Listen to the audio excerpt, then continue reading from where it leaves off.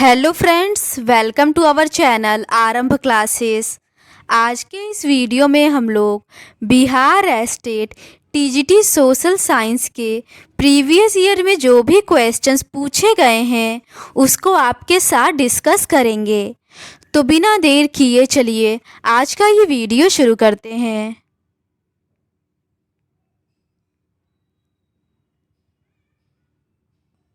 इस question paper के ऊपर के 50 क्वेश्चंस का डिस्कशन हम लोगों ने इस सीरीज़ के प्रीवियस पार्ट में कर लिया है।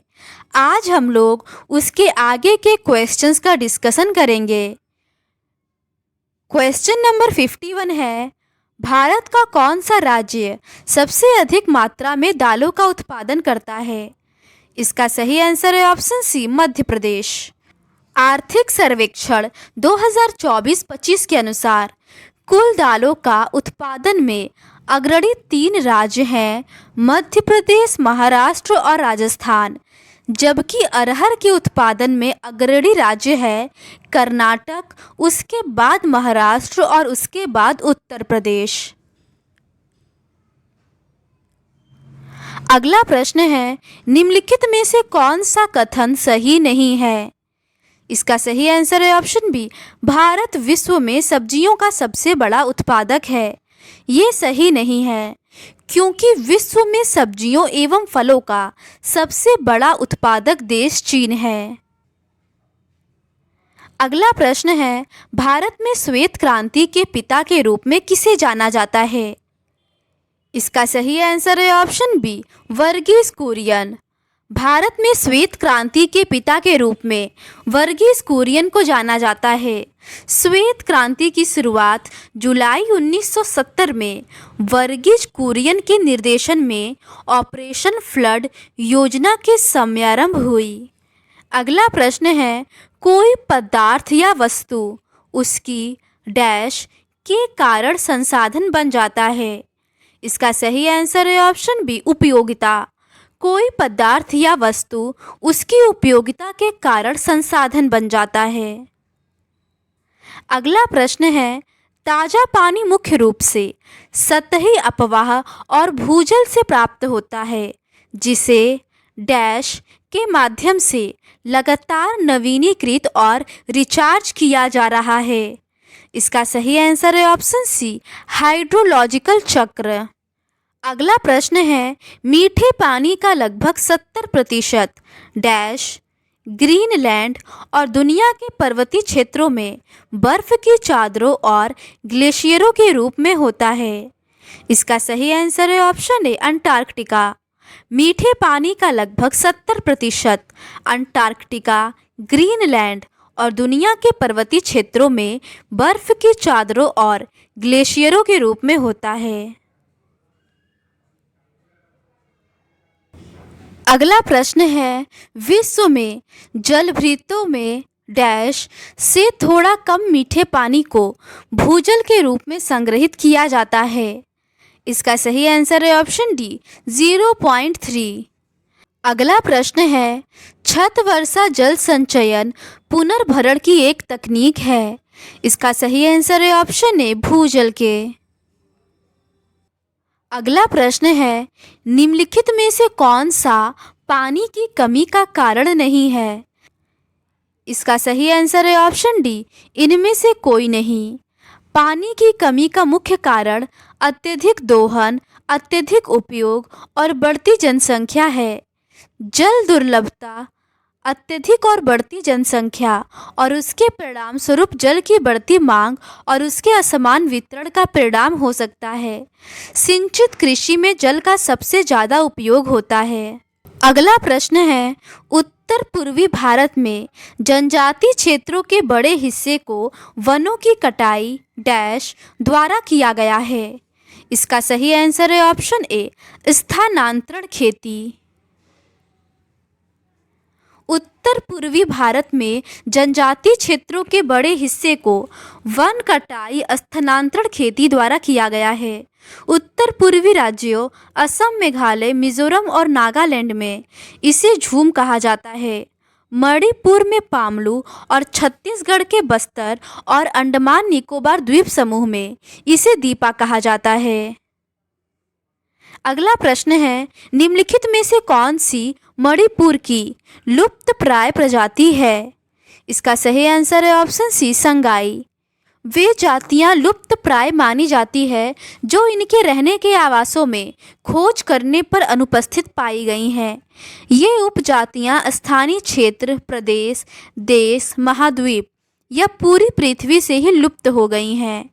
ऐसी उपजातियों में एशियाई चीता और गुलाबी सिर वाली बत्तख शामिल हैं। अगला प्रश्न है, निम्नलिखित में से कौन से गैर पारंपरिक संसाधन है?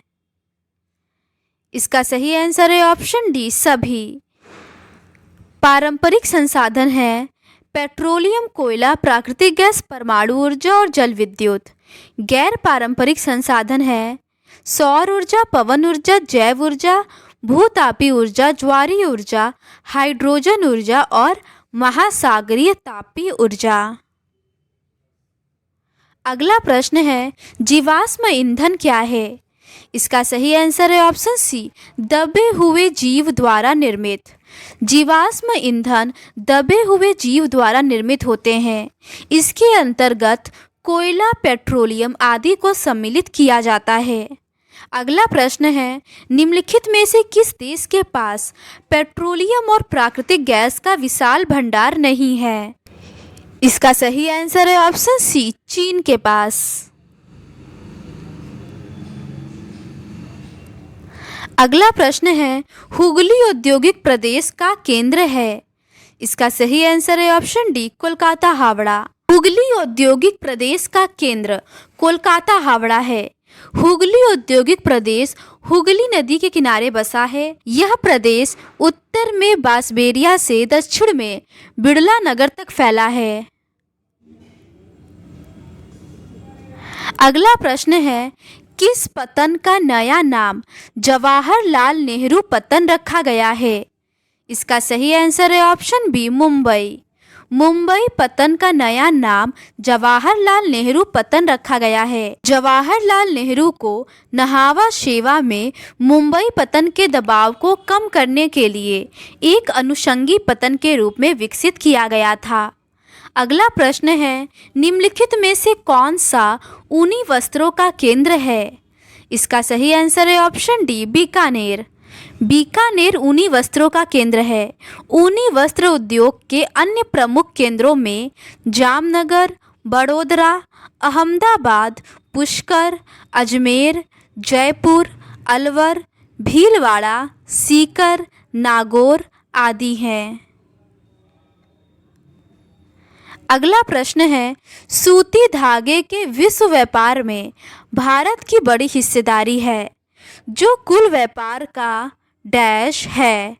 इसका सही आंसर है ऑप्शन ए, 0.25। अगला प्रश्न है, भारत की जीडीपी में कपड़ा उद्योग का योगदान है। इसका सही आंसर है ऑप्शन सी, 0.04 या 4%।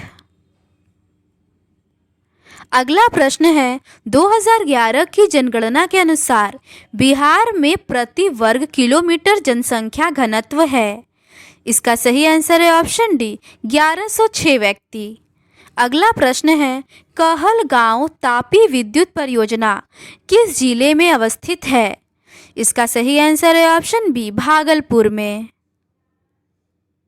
अगला प्रश्न है, अविभाजित बिहार में निम्नलिखित में से कौन सा एक बड़ा कृषि औद्योगिक शहर था?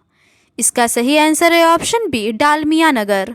अविभाजित बिहार में डालमिया नगर एक बड़ा कृषि औद्योगिक शहर था। वर्तमान में ये झारखंड का हिस्सा है। अगला प्रश्न है, बिहार का कौन सा जिला सर्वाधिक वनाच्छादित है? इसका सही आंसर है ऑप्शन सी, कैमूर। अगला प्रश्न है, बिहार की निम्नलिखित में से कौन सी ताप विद्युत परियोजनाएं कोयले पर आधारित हैं? इसका सही आंसर है ऑप्शन डी, इनमें से सभी, बरौनी, कांटी और बाढ़। बिहार की बरौनी, कांटी तथा बाढ़ में ताप विद्युत परियोजनाएं कोयले पर आधारित है। बिहार राज्य विद्युत परिषद का दूसरा बड़ा संयंत्र बरौनी में स्थापित है। मुजफ्फरपुर का ताप संयंत्र काटी नामक स्थान पर स्थापित है। अगला प्रश्न है, बेल्जियम में सामाजिक विभाजन का आधार था। इसका सही आंसर है ऑप्शन सी, भाषा। अगला प्रश्न है, भारतीय संविधान में समवर्ती सूची का प्रावधान किस देश से लिया गया है? इसका सही आंसर है ऑप्शन बी। अगला प्रश्न है, रंग भेद की नीति किस देश में कायम था? इसका सही आंसर है ऑप्शन ए, दक्षिणी अफ्रीका में। रंग भेद की नीति दक्षिण अफ्रीका में कायम थी। यह एक आधिकारिक और कानूनी रूप से लागू की गई नीति थी जो 1948 से लेकर 1994 तक चली। इस नीति के तहत लोगों को उनकी जाति एवं त्वचा के रंग के आधार पर विभाजित किया गया। अगला प्रश्न है, स्वतंत्र एवं निष्पक्ष चुनाव कराने की जिम्मेदारी किसकी है? इसका सही आंसर है ऑप्शन बी, चुनाव आयोग की। अगला प्रश्न है, यूनिवर्सल एडल्ट फ्रेंचाइज से क्या तात्पर्य है? इसका सही आंसर है ऑप्शन सी, सभी वयस्कों को वोट देने का अधिकार। अगला प्रश्न है, भारतीय संविधान में मौलिक कर्तव्य किस देश से लिया गया है? इसका सही आंसर है ऑप्शन बी, रूस से। भारतीय संविधान में मौलिक कर्तव्यों की अवधारणा रूस के संविधान से ली गई है। इन्हें 42वें संविधान संशोधन द्वारा 51A के अंतर्गत जोड़ा गया था। अगला प्रश्न है, मतदाता पहचान पत्र के अलावा और कितने प्रमाण पत्र वैध होते हैं? इसका सही आंसर है ऑप्शन बी, 14।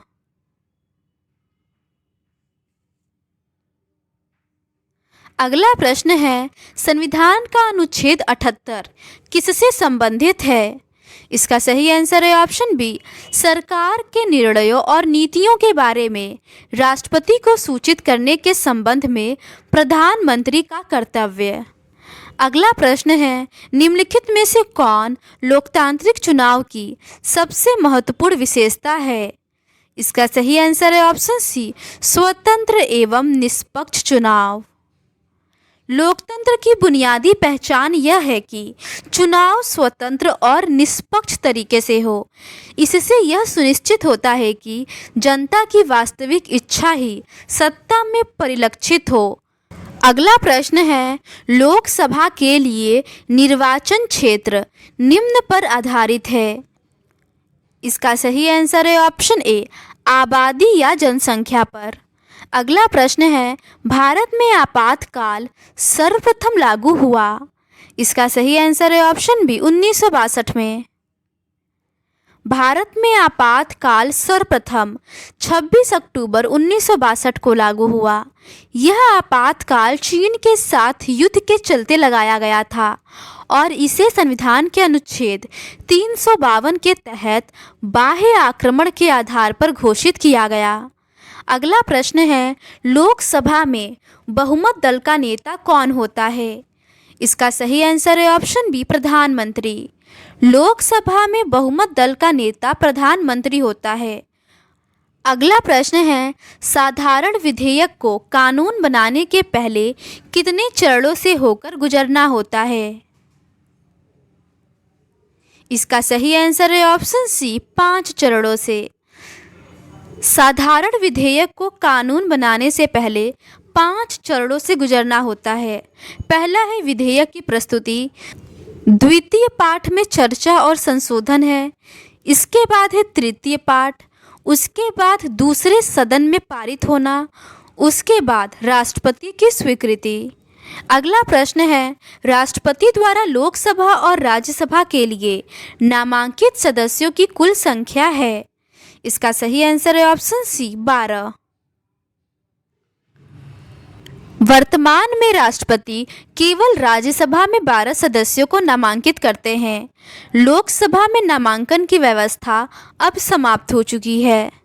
अगला प्रश्न है, इनमें से कौन एक राजनीतिक अधिकार है? इसका सही आंसर है ऑप्शन ए, चुनाव लड़ने का अधिकार। अगला प्रश्न है, सामाजिक विभेद का एक अच्छा परिणाम क्या है? इसका सही आंसर है ऑप्शन बी, लोकतंत्र को सशक्त बनाना। अगला प्रश्न है, निम्नलिखित में से कौन लोकतांत्रिक सरकार की विशेषता नहीं है? इसका सही आंसर है ऑप्शन सी, केंद्रीकृत निर्णय लेना। अगला प्रश्न है, आरटीआई कौन दाखिल कर सकता है? इसका सही आंसर है ऑप्शन ए, केवल भारतीय नागरिक।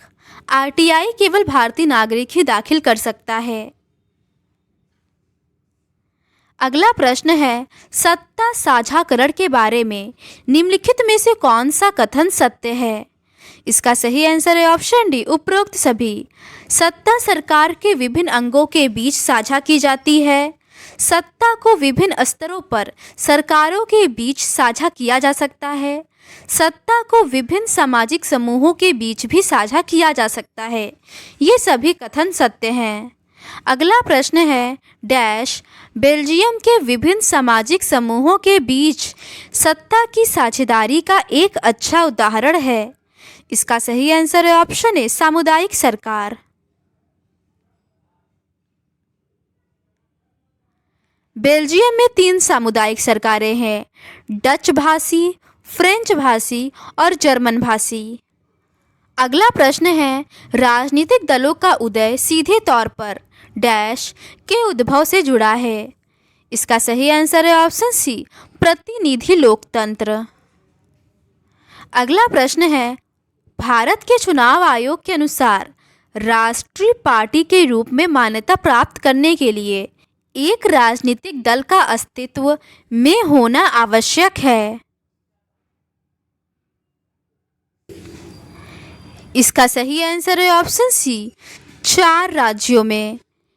राष्ट्रीय पार्टी बनने के लिए चुनाव आयोग के मुख्य मापदंड हैं, लोकसभा में 2% सीटें, 4 या अधिक राज्यों में राज्य पार्टी का दर्जा, लोकसभा या विधानसभा चुनाव में 6% वोट प्लस 4 लोकसभा सीटें।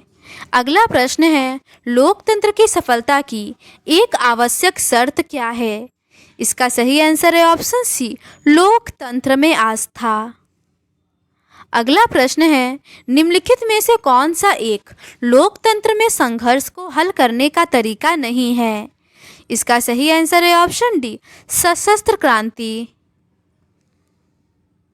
अगला प्रश्न है, भारत में लोकतंत्र की सफलता के लिए कौन से कारक आवश्यक हैं? इसका सही आंसर है ऑप्शन डी, उपरोक्त सभी। लोकतंत्र का मूल आधार चुनाव है, जो प्रतिनिधियों के चयन की प्रक्रिया है। शिक्षा और राजनीतिक स्वतंत्रता के बिना लोकतंत्र स्थापित नहीं किया जा सकता। न्यायिक व्यवस्था भी लोकतंत्र का एक स्तंभ है। अगला प्रश्न है, विस्तार की चुनौती के संदर्भ में निम्नलिखित में से कौन सा विचार सही है? पहला है, स्थानीय सरकार को अधिक शक्ति सुनिश्चित करना। दूसरा है, एक संप्रभु एवं कार्यात्मक राज्य की स्थापना करना। तीसरा है, संघ की सभी इकाइयों तथा संघीय सिद्धांतों का विस्तार। चौथा है, महिलाओं और अल्पसंख्यक समूहों का समावेश। इसका सही आंसर है ऑप्शन सी, पहला, तीसरा और चौथा सही है।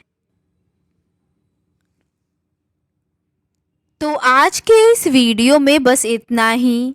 अगर आपको ये सीरीज़ पसंद आती है तो please do subscribe to our channel and like this video. Thank you.